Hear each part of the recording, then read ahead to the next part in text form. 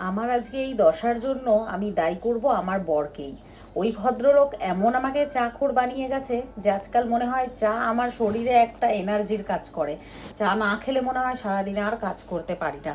তবে এখন gym join করার পর থেকে তো চা টোটালি আমাদের বাড়ি বন্ধই হয়ে গেছে। তবে আজকে দেখলাম একটু ফ্রিজে দুধ আছে, তো সেই জন্য আমি বললাম যে এই তোরা চা খাবি, তো এক লাপেই সবাই বিছনা ছেড়ে উঠে গেল। তো সেই ফাঁকে আমি চাটা বসিয়ে দিয়ে এসে আমি সোফাটা ক্লিন করে নিলাম। প্রত্যেক দিন আমাকে সোফা এভাবে ঝেড়ে ঝেড়ে চাদর ঢাকা দিয়ে পাততে হয়। তোমরা হয়তো ভাবো এত সুন্দর সোফাটাকে চাদর দিয়ে কেন ঢেকে রাখে। এটার কারণ একমাত্র ম্যাক্স। এক তো ম্যাক্সের মানে গায়ের প্রচণ্ড লোম, তারপরে নখ দিয়ে আঁচড়াতে থাকে, তারপরে কখনো কখনো বমিট করে ফেলে। তো সেই জন্য কিন্তু এভাবে আমাকে ঢাকা দিয়ে রাখতে হয়।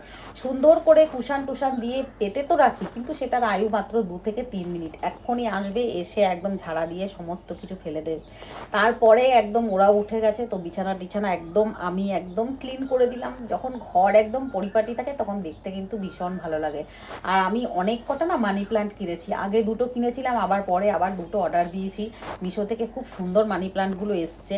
তো দেখো কাজ করতে করতে আমার চাও কমপ্লিট হয়ে গেল বানানো। তো আমার বরের প্রচণ্ড চায়ের নেশা ছিল।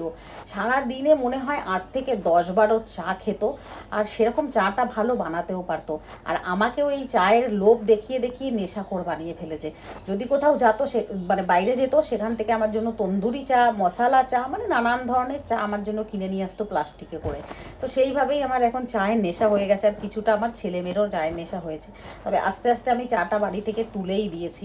তো এখন একদম প্রপারলি ব্রেকফাস্ট একদম করি আমরা। যাই হোক, কোনো দিন ওটস, কোনো দিন চিলা, কোনো দিন ডালিয়া। তো বেশিরভাগ ডালিয়াটাই করা হয় চটজলদি প্রেশারে বসিয়ে একটা সিটি মেরে দিলেই আমার রেডি হয়ে যায় ডালিয়া। আমি সামান্য একটু ঘি ওর ভিতর অ্যাড করি, তবে আমি আলাদা করে কোনো ফোড়ন দিই না। আমি একটু পেঁপে, একটু কুমড়ো, একটু টমেটো, কাঁচা লঙ্কা দিই, আর দিয়ে পরে একটা সিটি মেরে দিই, তারপরে উপরে একটু ঘি দিয়ে দিই। তার সাথে ডিম সিদ্ধ খাই, তবে আজকে শনিবার পুরো ভেজ, তো সেই জন্য একদম ডিমের কোনো কথাই নেই। তো এইভাবেই খেলাম। আর আজকে গুগলের যেহেতু একটু ফ্রি ছিল, ওর স্কুলের এক্সাম ছিল না, ছুটিও ছিল, আজকে হনুমান জয়ন্তী, তো ছুটিও ছিল। সেই জন্য গুগলকে বললাম ভাইকে একটু স্নান করিয়ে দে, কাল রবিবার ম্যাক্সের ব্লাড নিতে আসবে। তো এমনিতেও ওর ব্লাড নেওয়ার আগেই আমি একটু স্নান টান করিয়ে রাখলাম, যাতে শিরাটা ভালো মতন খুঁজে পায়। ও এমনিতেই সবসময় পরিষ্কার থাকে, কারণ ওর নোংরা লাগার কোনো প্রশ্নই আসে না। আর ও স্নান করার পরে যে ওর ভেতরে কি একটা ভূত ঢোকে, এইরকম গোটা ঘর ছুটে বেড়ায়। আর আমাকে সোপা টোপা সমস্ত কিছু মানে ঢেকে রাখতে হয়, যাতে ও জল না ছিটাতে পারে। আর ওকে স্নান করানো মানে ওর গায়ে কম জল লাগে, যে ওকে স্নান করায় সে বেশি ভিজে যায়, কারণ ও এতই শেক করে বারবার করে বডিটাকে, যে পুরো একদম জলে জল করে দেয়। তো ম্যাক্সেরও দেখো একদম স্নান করানো কমপ্লিট, আর আমি এদিকে রান্নাঘরে রান্না করছি। যে কোনো একজন ওকে নিয়ে ব্যস্ত থাকলে হয়ে যায়, বাকি আমি কাজটা দেখে নিই। মনা বেরিয়ে গেছে, গুগল ওকে স্নান করাচ্ছে, আমি রান্না করছি। তো মেয়ের দাবি অনেক দিন ধরে, খালি মা একটু লাচ্ছা করো। লাচ্ছা খেতে ভীষণ ভালোবাসে। প্রভুজির 1 প্যাকেট লাচ্ছা আমি কিনে এনেছিলাম, তো সেটা খেতে খুব ভালোবাসে। তো সেই জন্যই আজকে শনিবার এক বেলার মানে ভাত হয়েছে, এক তরকারি ভাত একদম এক বেলারই বসিয়েছি। তো রাত্রেবেলায় ভাবছি একটু রুটি হোক বা পরোটা হোক, আর একটু সাথে লাচ্ছা করব। তবে এখন কথা হচ্ছে যে লাচ্ছা তো করবো, তাতে তো মিষ্টি যথারীতি অনেকটাই পড়ে, কিন্তু আমার আর মনার এখন বলতে গেলে মিষ্টি খাওয়া একদম টোটালি মানা আছে। যতটা পারি মিষ্টি না খেলেই পারি, কিন্তু একটু সামান্য হলেও অল্প মিষ্টি দিয়ে আমার আর মনারটা একটু তুলে রাখবো, তারপরে গুগলেরটাতে মিষ্টি দেবো, এভাবেই করব। আর ম্যাক্সের ট্রিট হিসাবে আমরা কি ওকে দিই সেটা দেখো, ওকে দিই আমরা আইস কিউব।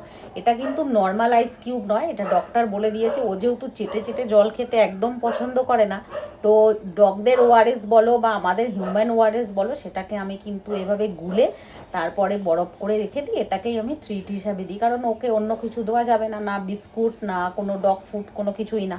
তো সেই জন্যই। তারপরে সোনা আমার স্নান করে একদম ফুটফুটে বাচ্চা হয়ে গেছে। তো ওর এখন লাঞ্চের টাইম। বেচারা তো আমার এমনি শুধু চিবিয়ে চিবিয়ে খেতে পারে না, তো ওকে মিক্সিতে করে পেস্ট করিয়ে এভাবেই খাওয়াতে হয় সোনাকে আমার। খাওয়ার পরে মুখ পুছে দিতে হয়, না হলে এই এঁঠো মুখ নিয়ে গোটা ঘর করে বেড়াবে। তো ওর পিছনে যে আমার সারাদিন কতটা টাইম দিতে হয় সেটা তোমাদেরকে আমি বলে জাস্ট বোঝাতে পারবো না। হলে আমার হাতে অগাধ টাইম, আমি অনেক কিছু করতে সময় পাই, কিন্তু ম্যাক্সকে যেহেতু দিনে 6 থেকে 7 বার মানে 2 ঘন্টা অন্তর অন্তর করে ঘড়ি দেখে খাবার মেডিসিন দিতে হয়, তো আমার অনেকটা সময় ওর পেছনে চলে যায়। তো এইদিকে গল্প করতে করতে আমার রান্নাও হয়ে গেল। রান্নার পরে এবারে আমি গ্যাস ট্যাস সমস্ত কিছু ক্লিন করব একদম। তারপরে আমি যাব পাইপ গুটাতে, আমার জল ভরাও হয়ে গেল। পাইপ লাগানো আর পাইপ গুটানো এই দুটো হলো আমাদের একটা বিশাল বড় কাজ। তো দেখো আমার রান্না টান্না তো সমস্ত কিছু হয়ে যাওয়ার পরে আমি আগে পাইপটা খুলে নিয়ে আসি রাস্তা থেকে, নাহলে গোটা পাইপটা রাস্তায় পড়ে থাকে, গাড়ি ঘোড়া যায়, পাইপটা নষ্ট হয়ে যাবে। এমনি তো অনেক দামগুলো 1000-1200 টাকা করে এক একটা পাইপ দাম। আর এদিকে আমি একটু 17 ইঞ্চি গায়ে দিয়েছি, কারণ আমি একটা কমেডি ভিডিও শ্যুট করার চেষ্টা করছি। ভাবছি একটু চ্যানেলে একটু কমেডিও কিছু ছোট ছোট ক্লিপ করব, তো সেটার জন্যই খুব শিগগিরই হয়তো আসবে সেটা। জানি না কীরকম রেসপন্স পাবো কি না। তো যাই হোক, এটা একটু সামান্য হিন্টস তোমাদের দিয়ে রাখলাম। তো গুগল আর আমি চেষ্টা করছি কিছু একটা করার জন্য। তো সমস্ত কাজকর্ম সেরে তারপরে চলে এসেছি লাঞ্চ করতে। এই দেখো, এক তরকারি ভাত লাঞ্চ আমাদের আজকে। এটাই আমার ছেলেমেয়ে খুব পছন্দ করে, ওদেরকে এক তরকারি ভাত দিলে ওরা ভীষণ খুশি। তো এই হয়ে গেল আমাদের খাওয়া দাওয়া। আর আমি এখন ভয়েস ওভার দিচ্ছি, আর পাশে আমাদের টমি পিঙ্কি মারামারি করছে, প্রচণ্ড আওয়াজ আসছে, শুনতেই পাচ্ছ তোমরা ভিডিওতে।